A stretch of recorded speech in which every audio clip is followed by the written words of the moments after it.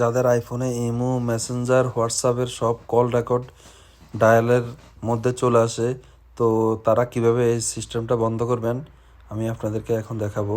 এখানে দেখেন আমারও যত কল লিস্ট আছে, মেসেঞ্জার, ইমো, হোয়াটসঅ্যাপ সব কল লিস্ট এখানে দেখাইতেছে।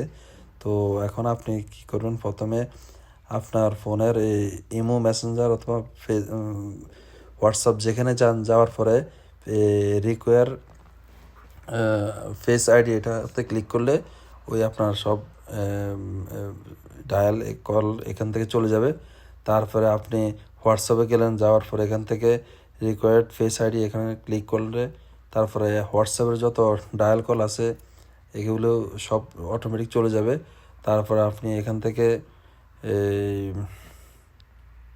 মেসেঞ্জারে যাবেন, মেসেঞ্জার যাওয়ার পরে রিকোয়ার পেজ আইডি এখানে ক্লিক করলে আপনার পেজ আইডি নিয়ে নেবে, আর সাথে এখানে ডায়াল লিস্টে যত কল রেকর্ড আছে সব চলে যাবে।